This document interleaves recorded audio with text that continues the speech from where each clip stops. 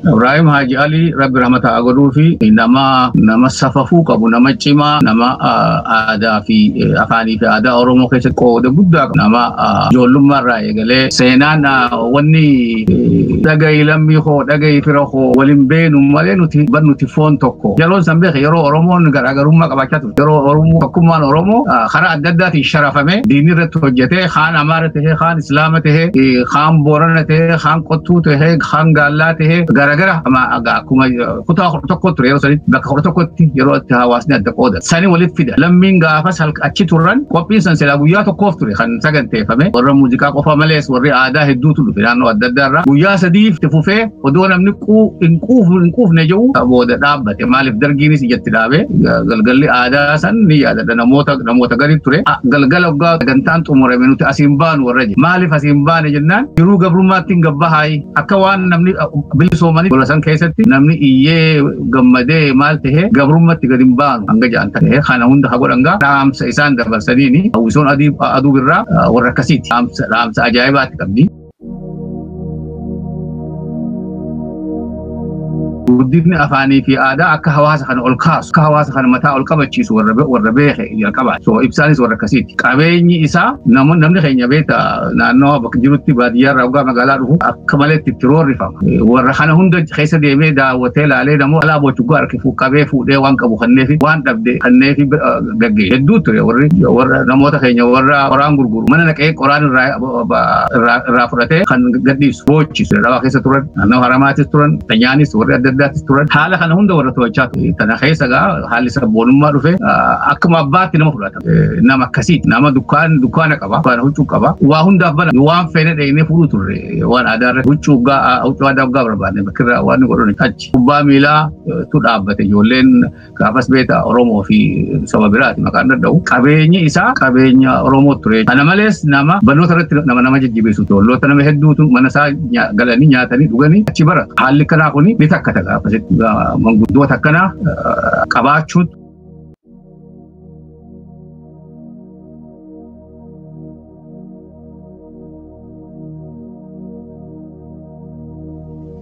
akkam jirtan daawwattootaa fi kabajamtoota jaalatamtoota OIB irraa qophii addaa qabannee isiniif dhiyaannetti jirra. Qophii addaa keenyaatiin hayyoottan garaagaraa isiniif dhiyeessaa turuun keenya ni yaadatama. Akkasumas qophii addaa keenya irraatiin barreessaa kitaabaatii fi hayyuu seenaa kan ta'e Abbaa Urjii qabannee isiniif dhiyaannetti jirra. Abbaa Urjii mee waamicha keenya kabajjee yeroo ta'e aarsaa gootee keessummaa OIB nuu ta'uu keetiif guddaa galatoomsiin jenna maqaa daawwattoota OIBtiin. Galatooma atilleen daraartuu warri OIBtis afeerraa teessaniif galatooma jabaadhaa waan itti jirtanittis. Tolee guddaa galatoomi yeroo keenyatti fayyadamuudhaan kallattumaan gara gaafii fi deebii kan seenu ta'a. Keessattuu qophii addaa keenya irra kan irratti xiyyeeffatu hayyoottan Oromoo torbaana kana keessaa nama lama gurguddaa dhabneeti jirra. Seenaa isaanii irratti kan xiyyeeffatudha. Isaanis maqaan isaanii Ibrahim Haji Ali fi Ibsaa Muhammad nama jedhamudha. Mee dura waa'ee Ibrahim Haji Ali irraa yoo kan eegallu ta'e Abbaa Urjii mee Ibrahim Haji Ali akkamitti ibsita? Ibrahim Haji Ali Rabbi rahmata agaduu fi nama safafuu qabu, nama cimaa, nama aadaa fi afaanii fi aadaa Oromoo keessatti qooda guddaa qabu. Nama ijoollummaa irraa eegalee naannoo Dirreedhawaatti dhalatee ijoollummaa irraa eegalee guddina aadaa fi afaanii irratti qooda guddaa gumaachee hawwisoo suuqalilaa jaabota dhaabe sanboodallee hawwisoo aduu birraa dhaabe hawwisoon suuqalilaa naannoo Dirreedhawaatti tan aduu birraa immoo Finfinnee keessatti gaafa dukkanaa gaafa uummanni Oromoo afaan Oromootiin wallisuun akka ammaa kanatti hin beekamin baandii maqaa Oromootiin dhaabbate tan duraati aduu birraa magaalaa Finfinneetti. Isiin san Oromiyaa guutuu hunda keessa deddeemtee afaan aadaa Oromootii fi afaan Oromoo babal'isaa turte. Kanaaf nama waan san godhee hamma maayyiitti sadarkaa adda addaatti guddina afaan Oromoo keessaa qooda fudhate. Tole mee abbaa urjii asuma seenaa Abrahaam keessaa waan inni uummata Oromootiif godhaa ture keessattuu karaa artii aadaa fi afaaniitiin akkasuma sagantaalee hedduu yeroo afaan Oromoo dubbachuun rakkoo san keessatti nama bifa gaazexeessummaatiin seenaalee garaagaraa wallatteessuu afaan Oromoo irrattis nama hirmaachaa turee fi akkasuma namoota adda dureedhaan waan kana godhaa ture. Akka seenaa ati barreessite irratti agarretti mee waan kana hoo waa'ee wallatteessuu qubee afaan Oromoo hayyoota afaan Oromoo akka guddatuuf hirmaatan keessaa inni nama hangafaati.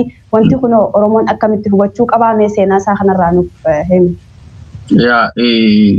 Kuni koree akkuma mootummaan wayyaanee lafa qabatteen guddina afaan Oromootiif hayyoonni walitti qabamanii waaltee suuratti waaltina afaanichaa jechuun afaan Oromoo afaan diinigaa social maali sabqunnamtii irraa ugguree raadiyoo irraa ugguree bara meeqaaf dho'isaa tureef hawaasni keenya bara dhibba gabrummaa jala jiru kana haala adda addaatiin guddifate afaan isaa bakkuma jirutti kabahaatis kadhihaatis Boranaatis kan wallootis isin beektan malee amma gaafa nuti dura kaanu bara 1973 72 wal dhagahuun rakkoo ture. Namuu loqoda adda addaa horeeti walirra wal dhagahuudhaaf yeroo fudhachuu ture.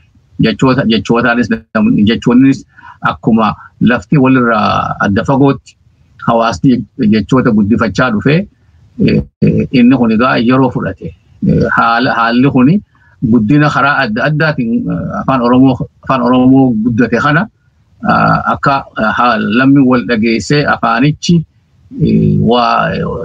waaltina horu jechoota keessaa jechoota ittiin dubbatamuu fi ittiin barreeffamu irratti akka wal hubachuun jiraatu akka namni bahaa wani namni bahaa barreessu kadhihaatiif akka laafaa ta'u inni kadhihaa barreessu bahaa akka hubatu isa kana godhuun qabsoo guddaa barbaachisu ture. Har'agaa haalli san namatti mul'atu namatti dhagahamu duri immoo rakkoo ture.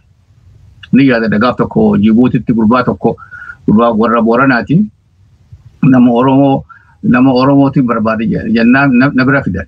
Kuni bara 1979 yaa amata yeroo malee 41 dura. Kana gurbaa fuudheetiin mana nyaataa geesse. Gurbaan beela waaqo amma reefu dhufee baqataadhaa warra Booranaati. Fuudhee mana nyaataa Oromoo tokko geessee oduu nyaachi jiru wallee Ali Birraatu wallisu ture. Kana oduma nyaatu sagaleen kun hedduu mi'aawa jedhe. Sagalee kana ni beektaa hin jeen ani sagalee inni baanu Ali Birraatiin see beektee wallee Ali Birraa edoon inni nyaata baana sagaleen isaan biratti nyaata na biratti sagaleen walleedha qooqa afaani booda xiqqoo booda naa gale wanni inni jiru isaaf hin galleef so haala akkasii keessa turre haala jecha tokko inni biraa beekuu dhabu kana hundagaa waalteessuun yeroo of course warri social media warri keessanii warri sabqunnamtii radio TV hedduu saffise akka sila diinni hawween bara 74-75 warri ihaappaa Oromoon afaan tokko hin qabdu jechaa turan. Isa santu diigame. Koreen Abrahaam Faan irraa tokko wixineen isii wanni isiin irratti hojjettu isas waaltee suuratti. Isa kanarratti yaada baasanii jira. Kitaabattis maxxanfamee jira. Anillee niin qaba. Kana keessatti gaa qooda guddaa laate. Kana godhuudhaaf beekumsa afaanii qabaachuu qaba. Abrahaam nama qabbanaawaa waan dhaga'u dafee qabatu. San waan ta'eef hiriyoota isaarraa ijoollota naannoon Dirree Dhawaa bakka afaan hedduutti jiru. Dirree Dhawaa keessatti namni afaan 5-6 dubbata bakka takka. Afaan Oromoo, afaan Amaaraa, afaan Somaalee, afaan Adaree, afaan Amaaraa wal keessa haasawan. Hima tokko keessatti jechoota hunda dhimma itti bahan. Ijoolleen Dirree Dhawaa dur ta'ammaallee tokko hoyyaadha. So isa san injifateeti mataa isaatiin inni nu injifatee baratee afaansaa jechoota afaansaa qulqulleeffatee baratee san bira dabree barreessee nama barreessu gaa isa kana waaltina kana keessatti akka qooda ta'e kanaaf hayyummaan isaatu isa achiin isa gahe kana godhuudhaaf gaafas barnoonni turre bakki afaan Oromoo barattee itti digrii fudhattu hin jiru ifiif barsiise ifiif qormaata godhee seenaa kana yoo gaafate seenaa keessaa walleelee afaan Oromoo wallee tani eenyu wallisee jetteen abaluu wallisee gaafa kana wallisee jedhama siimu nama ka hangas takka waanni harshiif jee arkaayivi dhabeetee nama sila seenaa qomatti qabatee deemu. Saphaloo jaaniin saphaloo beekan beeku saphaloo jechuun nama dur Oromoon heera qomatti qabachiiftu. Heera kana hin barreeffatan ijoollummaadhaan ijoollee ittiin guddisanii ijoolleen tun qoma qabatti. Gaafa guddatee waggaa bakka takka manguddoo bakka takka ta'anii daddacha ta'an yoo rakkoon tokko dhalattee rakkoo san furuudhaaf heera maaltu jiraa jedhan. Kana gaa namni san qoma keessaa gaafa akkana beeka akkanaatti yeroo akkanaatti haala akkanaatiif waan akkanaatu murtaa'e jechuudha. Saphaloo kan jechuun akkasii dhiifama hin dheereesse. Rakkoomti gara Toomii Abbaa Urjii gaafinsi gaafa dheeratti waan iddoo haastee jirta. Akkasuma ammallee seenaa Ibrahim keessaa asuma hin baane waa'ee waayillan isaa aduu birraa Finfinnee keessatti hawwisoo Oromootaan duraan dhaabuu yaadaloo fi akkasuma muuziqaa ammayyaawaa ta'u walaloo afaan Oromootiin hedduu Finfinnee keessatti qopheessaa akka ture gaafa akkasuma waldaa Maccaa fi Tuulamaa irrattis argamanii lammiilee Oromoo hedduu bu'aarsaa akka turan seenaa isaa barreessite keessatti haasteeti jirta. Akkasuma Guraandhala 28 bara 1976 kana hirmaachisuudhaan yeroo seena qabeessaa godheeti ture achitti mee waan kana hoo akkamitti haastaa akkamitti ibsita seenaa isaa kana? Seenaan matayyaa fi tan walooti jira tan hawwisoo wajji godhantu jira. Qoonni hawwisoo dhaabuu mataan isaa beeku itti gaafatama tokko fedhii qabaachuudha. Akkuma amma isin godhaa jirta kanatti mindaan hin jiru. Miyaas waa leenjiis waa hundaa'u ifiif godhan ifiif barsiisan. Hawwisoon Afran Qalloo gaafa dhaabbatte bara 1962 dura ijoolleen harmoonikaa afuufti. Harmoonikaa qofa beekan. Harmoonikaa afuufu. Warra harmoonikaa afuufuutu meeshaa gurguddaa manguddoon tinya walitti qabatee kuma kudhaniin asmaraarraa meeshaa ajaa'ibaa fidaniif tan amaarri hin qabne. Hawwisoon amaaraa hin qabne. Meeshaalee kana yeruma gabaabduu keessatti baatii lama sadii keessatti itti baran. Waan faxinummaa qabu. Abrahaam gaafas ijoolleedha. Akkasumatti inninis akkoordiyoon of barsiise. Akkoordiyoonni meeshaa guddaadha. Beekuudhaaf mana barnootaa dheeteetu barata. Akkoordiyoona malees gitaara dhawaa, dibbee darbujaas ni dhawaa, meeshaalee orgaana dhawaa. So namni kuni nama gitaara taphataa. Kana hundagaa ogummaa kana hunda nama if barsiise. Haala kana keessatti aduun birraa gaafa Guraandhala 28 gaafa qophii aadaa Oromoo kan yeroo duraatiif Finfinneetti godhamte dhaqanii warra kan booharsanii hawaasa tokkoon dhaabanii wallee gaafasillee ni qabata akkasiniif hin argaa. Seena qabeessa warra godha keessa tokko sadii wanni guddaan isaa seena qabeessa godhaniif achirratti wallisuu miti. Dhaamsa isaan achirratti dabarsan. Yoo waan sana dubbiftee wanni walaloon achirratti isaan achirratti dhiyeessaa turan asirraa hin laala namoota akka dhiifama. Seenaan wanni dhagayi lammii koo dhagayi fira koo waliin beenu malee nuti foon tokko. Yeroon san beeke yeroo Oromoon garaagarummaa qabaachaa turte. Yeroo Oromoo tokkummaan Oromoo karaa adda addaatiin sharafamee diinii irratti hojjetee kaan Amaara tahee kaan Islaama tahee kaan Boorana tahee kaan Qottuu tahee kaan Gaallaa tahee garagara akkuma kutaa tokko ture yeroo sanitti bakka tokkotti yeroo itti hawaasni adda qoodame. Sani walitti fidan. Lammiin gaafas achi turran qophiin san silaa guyyaa tokkoof ture kan saganteeffame.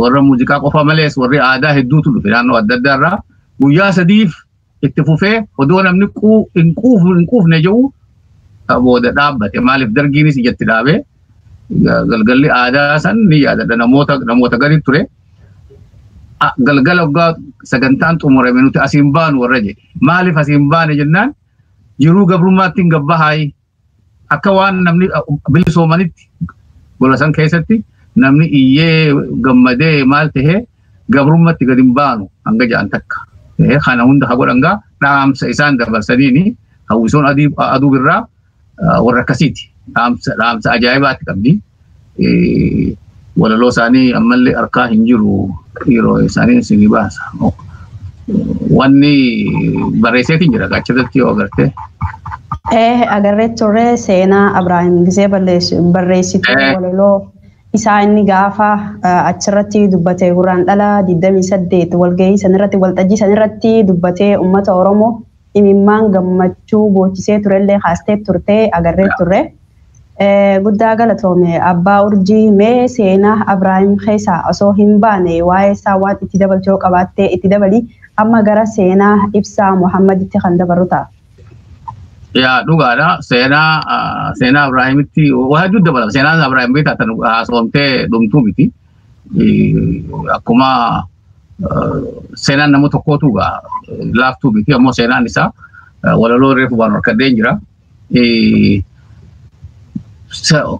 afaan guddina afaaniif aadaa malees inni gaazexeessaadha reefu ati haaftee jirta nama gaazexaa bariisaa bara 1976 yeroo jalqabamtu warra abuurerraa afaan gaafa san mootummaan dargii afaan qubee laatiin hayyamaan turre giiziin barreeffama sanis ifumaaf barsiisee beete giizanillee giiziin barreessuun ture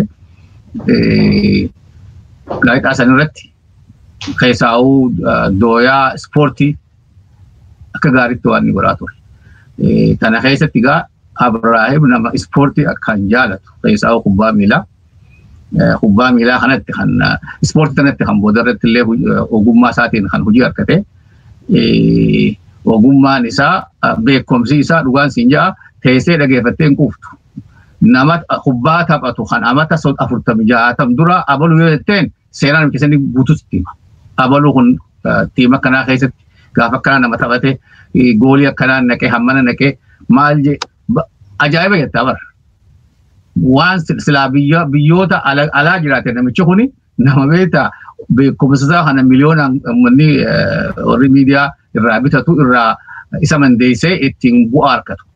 Amma biyya kana warra shoo jedhaniitu jira warra galgala waa agarsiisu. Mindaan isaanii miliyoon 5 amatatti. Abrahaam Hajii warra sanii oliiti. Kana malees nama safafuu nama aadaa fi seenaa isaa hunda barate beeku nama amantii isaatis akkaan jabeeffatu.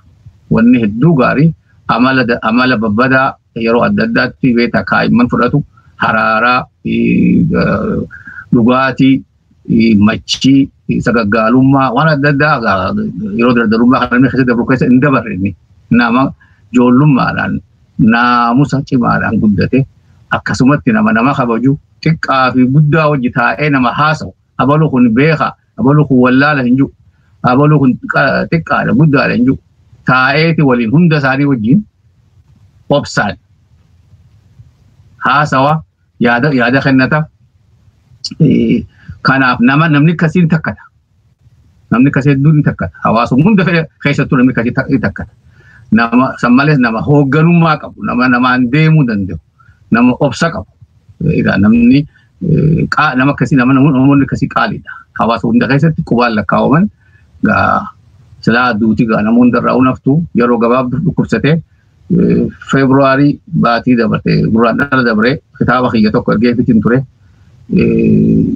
faaruu beektaa nama kana akkamii nama faarsaa haalli isaa durirraa viidiyoon qaba gaafa waraabee na ergaaf tokko gaafa mucaa kiyyachi dhaqe harraa waraabee akkaataa inni itti na jajjabeessu waan afaanii irratti waan nama maxxansu kan irra guddaa isaan na erge keessaa waan hawwisoo isaanii suuqalilaa suuraarraa maalirraa jabees qabadhu jedhee akka haala akkamitti si gargaara jedhee nama amma wal qunnama turre gaafa dhukkube dhageetiin jira gaa wal qunnamuu hin dandeenye rabbi sabrii fi imaana gaa rabbi jennataan isaa qaraniisu haalii hundaafuu sabrii fi imaanaa kan nuyi galatu. Tolee guddaa galatoome abbaa urjii seenaa Ibraahim Haaji Alii irratti waan hedduu nu kaastee jirta. Seenaan Ibraahim Haaji Alii seenaa dubbatamee dhumuu miti, nama Oromoodhaaf gumaacha guddaa gumaachaa ture yeroo hamaa keessa dabruudhaan nutis akka waayibbiitti maatii isaatii fi ilmaan Oromoo hundaafuu jajjabina hawwinaa. Mee amma gara seenaa Ibsaa Muhammaditti kan deebinu ta'a. Mee akkuma beekamutti abbaa urjii Ibsaa Muhammad namoonni hedduun dhaloonni keessattuu lafaa dhufaan kun seenaa isaatii inni eenyu waa'ee isaarraa seenaa isaa keessatti uummata Oromootiif maal hojjechaa ture afaan irrattis aadaa irrattis artii irrattis waan kana dhaloonni lafaa dhufaa jiru kun hedduun hin beekanii jalqabarraa kaasimee seenaa Ibsaa Muhammad kana seenaa akkam akka dabarse uummata Oromoo maal godhaa ture aadaa fi afaanii fi artii irratti illee akkasuma diinagdeen illee nama Oromoo utubaa ture jechuudhaan seenaa isaa keessatti kaasteeti turte. Guutumaan guututti mee jalarraa kaasii daawwattoota keenyaa fi ilmaan Oromoo kan garaa OIB'tti nu daawwataniif dabarsi. Galatoom ulfaadhu Ibsaan gaa maqaa achirratti Ibsaan jeemalee beektaa gaa adeeroodha. Nama adeemu hundaanuu adeeroo ja'a anaafillee adeera ta'a. Gaa nama narra guddaati. Baruu irratti gaa dhugaa hedduu dhimma ittiin bahanii baruu irratti obboo fi maali kana aadaa hin qabnu. Kanaaf akkuma namni keenyatti haasa'utti hin barreessa. Kanaaf barreeffamichi ibsaa maqaa ibsaa jiruun irra deddeebi'ee haasawa. Ammoo silaa maqaan ulfinaa jiraate kabajaa jiraate hasanii malu inni jaadhamu guddaadha. Umurii amma 82 nama akirame. Ammallee ogaa ibsaa jennu natti ulfaate jechuun adeerumaan jira. Inni namoonni hawaasa baha Oromiyaa keessatti dura dammaqan irraa tokko. Dammaqiinsi duraa of course sosoinsaa Franqalloo dura manguddoon Dirreedhaawatti ijaarte beekanii ijaaramuun sana mataan isaa ijaaruun dammaquudha. Inni warra lamadaati isaanii. Warra duraatiin mitichirratti ibseetiin jira. Sadarkaa lamadaatti keessaa naannoo Haramayaatti warra manguddoota ijaaraman. Yeroon san yeroo hamtu turte. Yeroo itti hawaasni keenya beektaa nama iyyuu tuffatamaa ture. Harallee waa irraa naafne wanni sanii kadeemu hundi yerootti nu tuffatu. Waggaa haalli tokko ta'e waggaa wanni tokko maali namni tokko nama tokko qaroomaan irraa anuu barbaade qottu na seetee jaabeetaa namni namaan. Qottu na seeteen wallaa akka nama gadhaantiitti ilaalama wallaalaatti ilaalama. Nutilleen hawaasni keenya hawaasa heera gadaati. Nama akka namaatti ilaalla ilma namaa. Garuu aadaa keessatti waggaa haalli tokko ta'ee waggaa waa mudate loon na seetee jenna. Loon na seetee jechuun nama kana ifii olitti ilaallee osoo hin ta'in seenaa gadaarraa jechuudha. Namni akka namaatti ilaalameeti. Hawaasa Oromoo keessatti loonis kabaja qaba. Mukaacitaan kabaja qaba heera gadaa keessatti. Inni kun bal'inatti katabamee jira uummata lagaatiin. Oromoon mukajjiidhaan hin murtu. Kanaaf yeroo haala akkasii keessatti warri lakki Oromoonis nama warruma beektaa nu wajji jiru nu keessa jiru kan namni keenya if keessa qubachiiseetu nu tuffachaa ture abalu hin jiru maqaadhaan barbaachisu waliigalatti hawaasni keenya hawaasa gadhaantii ture. Biyya kana gaafaan dhufe Kanadaa warra biyyaatu jira. Warri biyyaa kun neetiif jaaman. Haaluma nama keenyaatti qaban. Hawaasa hundaan warra tuffataman. Dur Amaarri biyya keenyatti Baalaagar nuun jaa beektaa. Baalaagariin neetiifidha. Baalaagar jechuun abbaa biyyaa jechuudha. Abbaan biyyaa barsiisaa arrabaami. Ni beekan akka isaan abbaa biyyaan ta'in nuun Baalaagar nuun jaan. Isaan baadiyyaa jechuufi miti. Baadiyyaan gaxariidha afaan isaaniitti. Gaxaree jedhaniin. Baalaagar abbaa jedhan abbaa biyyummaa sanii. Asittis akkasuma warri biyya kanaa khawmanni biyyaa abbaa biyyaa ja'uuni fudhachuun fedhan. Maaliif akka arrabaatti ittiin yaamaman. Kanaaf hanga sanillee nu jibbisiisan. Abbaa biyyummaa keenyallee jibbaa turre waggaa ittiin nu yaaman. Warri biraa maqaa adda addaan nu qaban. Maqaa adda addaan nu qaban. Kanaasanii kan hin jenne abaluutu akkas jeen irra gaarii miti siyaasaa fi waa hundaafuu. Kana keessa gaa ibsaan faan gaafa wisoon afran qalloo urjii bakkalchaa guyyaa dura iida ramadaanaa irratti qophii garsiisan warra waan qabaniin waa hundaanuu isaan kana jajjabeessuu irra murteeffate. Ni jira warri amantii warri gaafasis lakkee wanni kun hin barbaachisu warri jeebeetu isaan keessan seennu. Manguddoon anaannatti immoo dhaqaniiti warra saniinis abadan jaaniin gariin isaanii araboota maqaa dhoofillee gaarii namu tokko sheekuma guddaa miskiina Dirree Dhawaa gaggeessu akkamiin waan akkanaa gootan jee araboonni immoo dhufanii tichi wallisuu turan Yaman irraa yeroo ammaatti araboonni gaa dhufanii wallisan guddaa wanni faarsan dubra faarsu dhalaa faarsu Oromoo ijoolleen teenya immoo irra guddaa aadaadha wanni isaan kaa'aniif aadaa guddisuudha. Haboo jarri keessanuu gaafa dhufanii qoma dubraa faarsan hin dubbanne arra ijoolleen teenya kaate maalummaa si afaan isii guddisuu irratti dhugaa sossoote akkamitti dura dhaabbatta sheekummaa ta'e cergeessi warra jarii ni jira seenaaf. Kanaaf baakuni adeeroo ibsaa faadha warri kana warri ijoollee wallakka Ali Shabboo Ali Birraa warra akka urjiitti wal bahan ifitti qabanii qabeenyaan uffataan waa hundaanuu akka wanni itti dhagayamne kan bir'anne akka wallisoota amaaraatiin alatti gaditti kan ilaalle warra godhe. Shaklaa jira warri wanni waraabbii muuziqaa Oromoo muuziqaa dura afaan Oromootiin waraabaniif odoo amaarrin baasin sirboota sadii moo afurii Ali Birraatii fi Abdii Buuhii fi Ali Shabboo manguddoon warri ibsaa afaan manguddooleen Dirree Dhawaa waliin baasanii maallaqa biyya alaatti maxxansisanii fidan. Muhammad Abdooshi jira kan Philips Dirree Dhawaa dukkaana Philipsii qabu jarri kuni gaamurannoon isaanii guddinni aadaa Oromoo guddinni afaanii fi aadaa akka hawaasa kana ol kaasu akka hawaasa kana mataa ol qabachiisu warra beeke jalqabaati. So ibsaanis warra akkasiiti. Qabeenyi isaa namni keenya beeta naannoo bakka jirutti baadiyyaa irraa waggaa magaalaa dhufu akka maleetti itti roorrifama.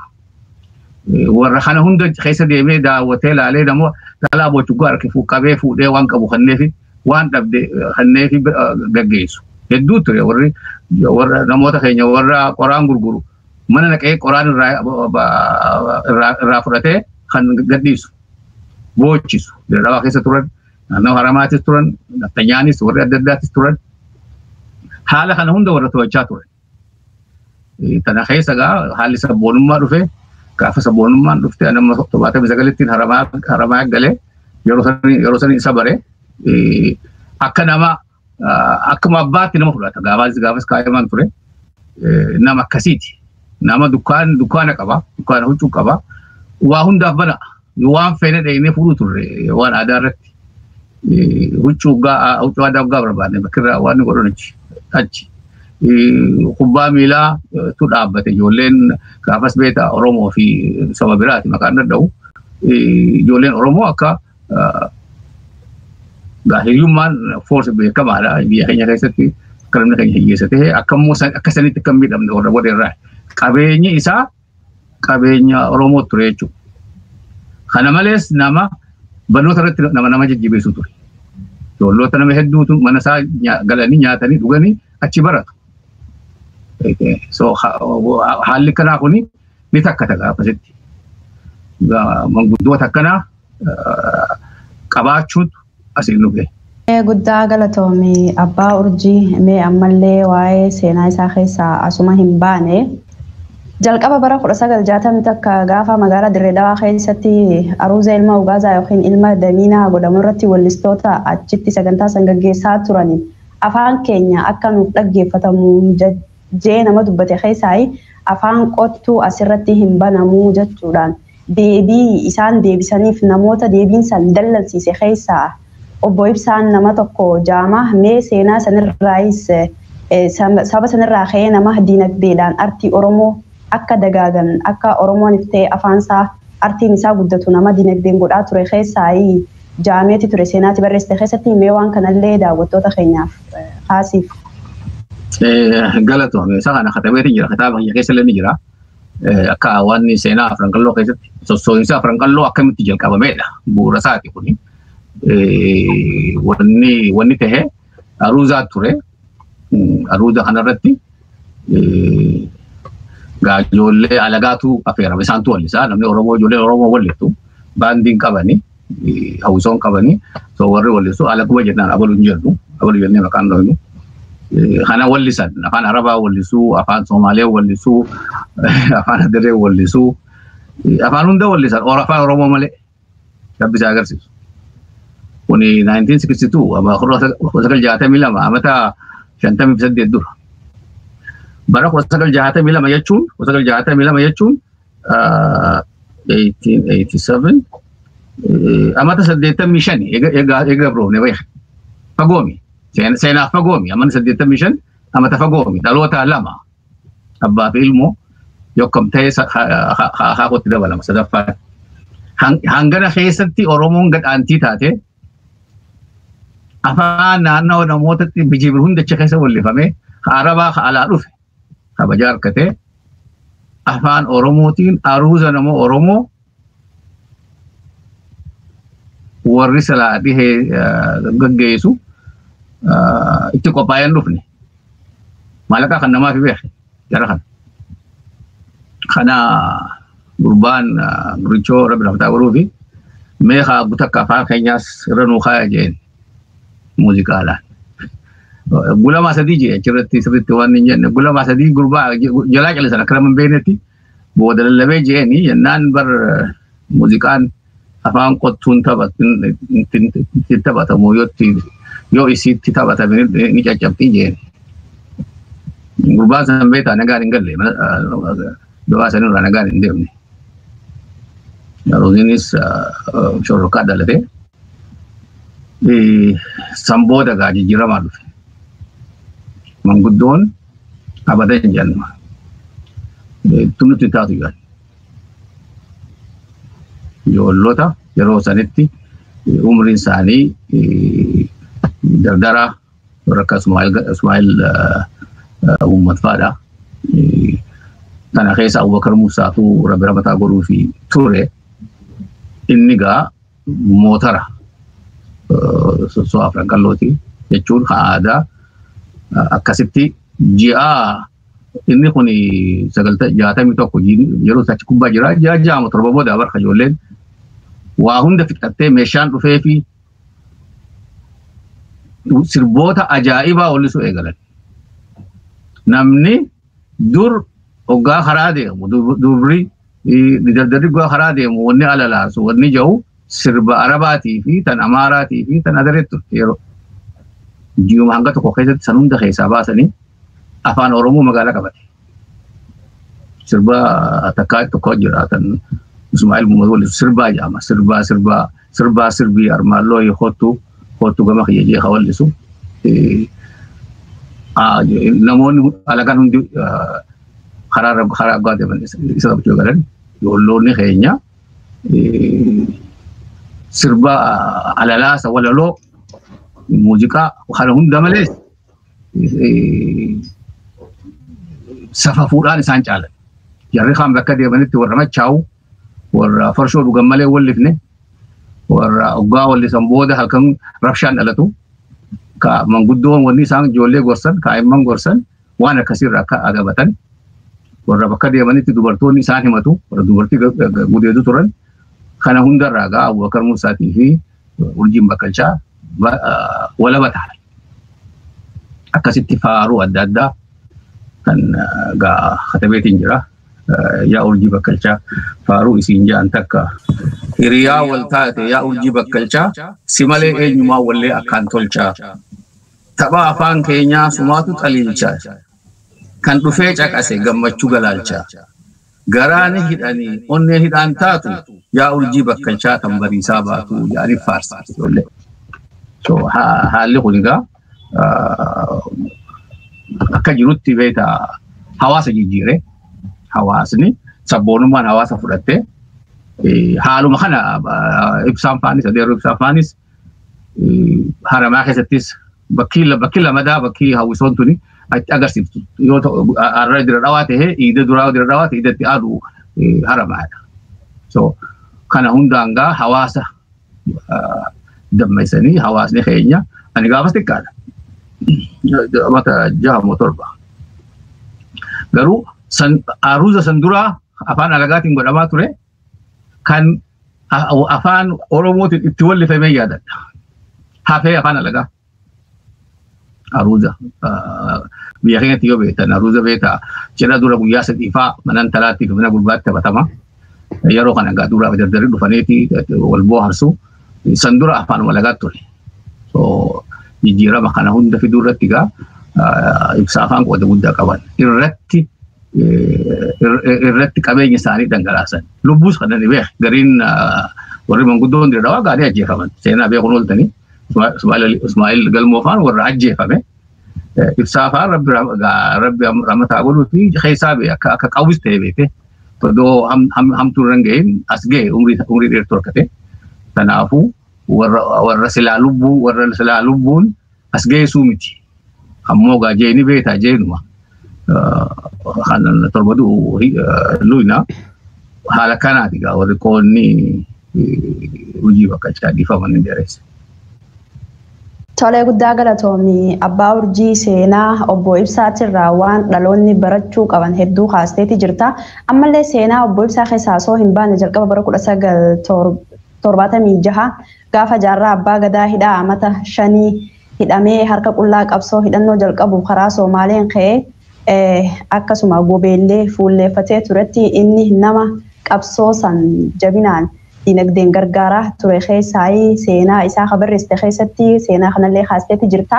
Mee seenaa kanallee akka daawwattoota keenyaaf ifa gootuun barbaada.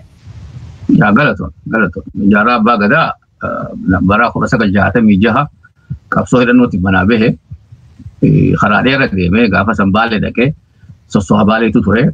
Sosooni Baalee isaanii hojii amal lama akkana ture samboota Somaalee dhaqee Somaaleerraa mootummaan Somaalee tan ifiifuu lafa teenya barbaadu ta'uu agarraan baqatanii biyya Arabaa dhaqanii meeshaa hidhatanii qeerroo ganamaa ta'anii Somaalee seenanii samboota hidhaman isaa fi warri waliin turan nama 36 moo bakka hidhamanii akkuma jirutti hundi isaanii beeki araraafamni amata 5 kaayoo ganama ka'aniif san keessaa tuutte inni immoo abadan jedhe isa qofa kan ittiin fufajee seene akka tasaatti mul'isa abbaa gadaa wajji wal akkan mul'isa abbaa gadaatis nama seenaa guddaa qabu seenaa ajaa'ibaa qabu innis qabsoo bilisummaatiif kophaasaa nama isiin barbaade jedhee deemee jafaa Eertiraa fa'aa wajji dhaqee lolee leenjii fudhatee kophaasaa deemu.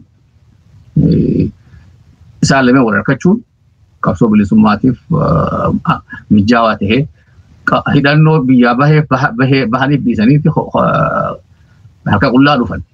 Wanni bahaniif meeshaa waraanaa hidhanneeti. Ammoo leenjii fudhatan isaan lachuu.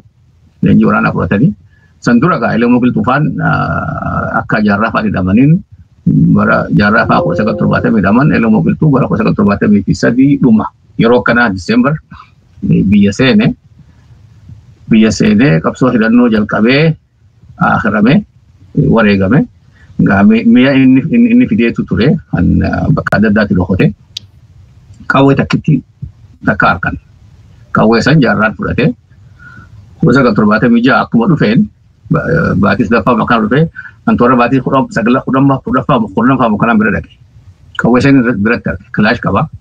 Kilaash san gaafas biyya keenya hin seenne beekte hin turre biyya keenya qawwee ajaa'ibaati 30 nyaataa wal faana dhukaasaa qawwee namaari deemuun 5 nyaatti takkaan dhukaafti.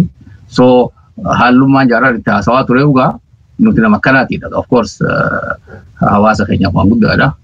Qawwee takkittii saniin onneedhaan jalqabee garuu awwaa dhufee haa ta'ulla dhufa. Saafii eenyumullis dhufanii gaa bakki qubatan gobeellee beeta haramaa irraa fagoome. So warri duratti dirmate warri waa qabu sirris warri beeku manguddoo fi qabaatota kana ibsaa fa'aadha. Ibsaan gaa haramaa irraa beekta beekamaadha.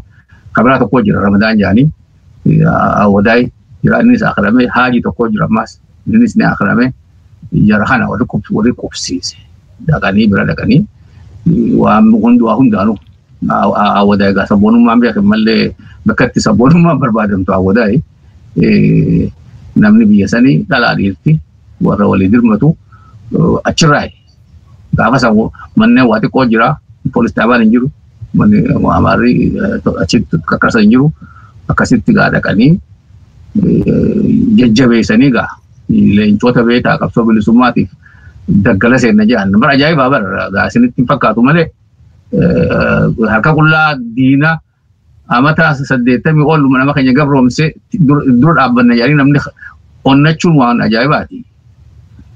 Onnate kana jajjabeessuun waan ajaa'ibaati beekni taha yeroo sanitti dhugaan siin jaa warra lakkii nama amma jiruun beekani gaafa keenyaa 73 bara mootummaan amara hin jiidu warra nuun jedhe akkamitti yaaddanii warra jee jira hin jiidu utubaa sibiilaati jedhanii beekte gaafas san gaa lakkii utubaan sibiilaa wanni biraa qaxarrii minuun nyaata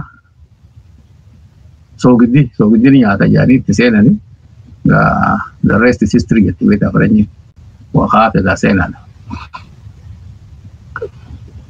Tole abbaa urjii guddaa galatoomii seenaa gaggaarii dhalootaaf fakkeenya ta'uu haasaati jirta. Mee yeroon keenyaas waan deemaa jiruuf asuma seenaa kana dhiisnee keessaa bahuu hin barbaadin kan xumuru ta'a. Asoo hin xumurreen duratti eegaa alabees obbo Ibsaan umriin asoo isa hin daangeessin akkasuma waan uummanni Oromoo biyya alaa jiru godhu hundarratti nama adda durummaadhaan hirmaachuu ture jettee haasteetti jirta. Mee erga biyyarraa roorroo dheefaa biyya abbaa isaarraa baqatee biyya alaa dees maal uummata Oromoo akkamitti gargaaraa ture akkamitti cinaa dhaabbachaa ture seenaa isaa biyya alaa keessatti gaggeessaa turellee illee asoo hin xumurreen duratti nuuf kaasi. Galatoon gaafa gaa dhufetti beektaa manguddaa wennini nuus isa dura jirraa wanni gaa alatti godhaa jirru fi gaafasis wanni godhaa ture irra guddaa walgahii adda addaatii hiriiraa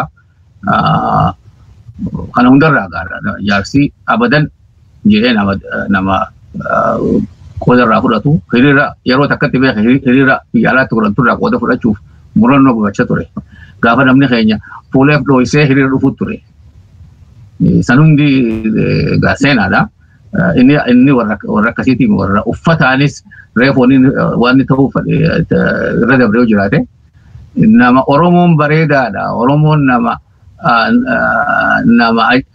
hundaa ol osoo hin ta'in gaa nama miidhagaadha jedhee uffataalillee beektaa inni Arabiyaa keessatti nama beekamu nama huccuu bareedduu uffatu nama if bareechee tolchee nama keenya beektaa haaluma magaalaatis haaluma baadiyyaati marxumaa fi maaliif kanaan deema inni halootaas hootaas kofoos huffiis waa hunda kaayatee warra ija guutee deemu inni kun egaa Oromootti kabajaa godhe biyya alaattis akkasuma gubbaa dhufe inni garta suuraalee isaa irraa mul'ata akkisaa akka bifa Oromoon qabaachuu qabdu nama agarsiisu gidiraa san guddina san kabajaa ulfina san abbaatu fi godha beekte ulfina isa sanii hiriira adda addaarra qooda fudhatee magaalaa kanatti illee bara 2012 qophii yaadannoo Afranqalloo bara 50ffaa goonee turre warri asillee Ameerikaarraa ka'ee dhufe nu waliin qooda fudhatee keessummaa manguddoo guyyaa sanii tahee ni jira viidiyoo irraa agartan warra haasawan nu godherraa nama akkasiiti nama murannoo san qabu diddaa gabrummaa qabeenyi biyyaa dhiisee waan guddaa beekani ammallee manni isaa magaalaa san keessaa mana guddaa isaa qaba dukkaana guddaa isaa qaba qabeenya guddaa dhiisee biraa deeme abadan jee jiru gabrummaati hin oggolu jee kanaafuu biyya alaatti caaluma nu mirqaansi caaluma nu hamileesse beektaa hawwiin isaa ilmaan kiyya jabaadhaa jaa yeroo hunda ilmaan kiyya jabaadhaa jaa oduma akkas jiruutu gaa akramee wanni guddaan bilisummaa guutuu hawwinu san nagarree ammoo yaadni isaa fedhiin isaa gaaf tokko bakka dhuma galatoo. Tole abbaa urjii galatoome amma carraa siifiin kan naahmee uummata Oromoo biyya keessaatii fi biyya alaati akkasumas keessattuu dhaloota ammaarra dhimma seenaa akka baratan irratti mee maal dhaamtaaf? Galatoome wanni guddaan namni keenya amala waa barreessuu qabaachuu qaba. Amala waa barreessuu barreeffamni waan guddaadha. Wanni alagaa wanni diiniin irratti hojjete akka sani. Hawaasni Oromoo heera gadaa keessatti akkuma reefu jeetti warra saphaloo horate beete warra wanni tokko qoma namaa keessa jiraachuu qabdi jee itti yaade nama leenjifatu ijoollummaarraa. Hawaasa santu hawaasa seenaan isaan beekamne aadaan isaan beekamne tahee kanaaf har'a namni keenya barachaa jira ijoolleen keenya barachaa jirti. Qoratanii barreessuun waa barreessuun barbaachisaadha. Of course viidiyoon ni jira har'a social mediaatu jira waa hundaa jira ammoo barreessuun barbaachisaadha. Waa barreessuu jechuun waa galmeessuudha jennummaa. Waa galmeessuun viidiyoonis ta'u barruunis ta'u gaazexaadhaa lama biyya kana keessatti Oromoon hedduudha. Gaazexaa habbaa takka hin qabnu in North America. Soomaaleen magaalaa kana keessatti 5-6 qabdi. Warra dubbisan ta'aniiti miti. Ammoo bu'aa isii beekan. Bakka jirrutti bakka deemnutti amala akkasii qabaachuu qabna. Waa barreessuun barbaachisaadha. Waa dubbisuunis akkasuma. Waa dubbisuun barbaachisaadha. Kanaaf kun egaa anilleen hawwii ijoollummaan waan qabuuf itti fufe ammoo amala waa barreessuu fi waa seenaa galmeessuun nurraa eegama. Keessaa isin warri yaangii ammaa kuni qeerroo fi qarreen hiree gaarii qabdan. Viidiyoo qofa haasa'u osoo hin ta'in waraabbii sagalee qofa osoo hin ta'in inni waa barreessuutis amala ta'uu qaba. Amala wanni kun waggaa booda akka barte booda sirraan hafu ani hulaa 5 amata 12 kanatti hin eegale waa barreessu.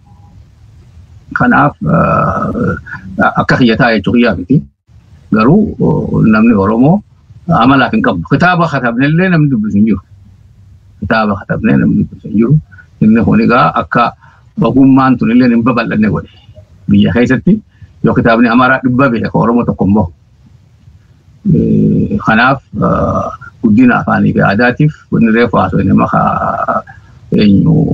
Ibraahimis obbo Ibsaatis wanni isaan godhan haalli kun akka amalli kun akka nurraa hafee waa dhiifannuu fi kanaaf itti jabaadhaan jaa waan gaarii jirtanii yeroo keessan fudhattanii mindaa takka malee waa kana godhaa jirtanii jabaadhaa Rabbi irratti isin gargaaru. Bal'aa magantaa affeerraa keessaniitiis. Tole abbaa urjii guddaa galatoome ammallee irra deebi'uudhaan maqaa daawwattoota IBT yeroo kee aarsaa gootee qophii addaa keenya irratti nuuf dhiyaatte seenaa obbo Ibsaa Mahammadii fi akkasuma obbo Abraahim Haaji Ali irraa nuuf himuu keetiif irra deebiidhaan guddaa galatoomin siin ja'a. Galatooma.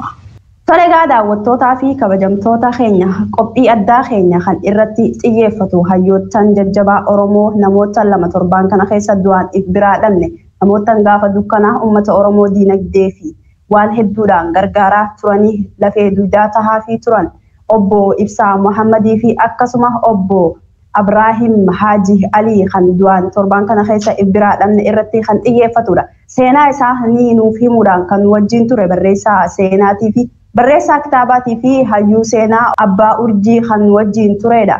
Nutis akka IBT gadda nutti dhagaame ibsachaa maatii fi firoottan isaaniitiif jajjabina kan hawwinu ta'a hanga qophii addaa biraatiin walitti deebinutti nagaan nuuf tura.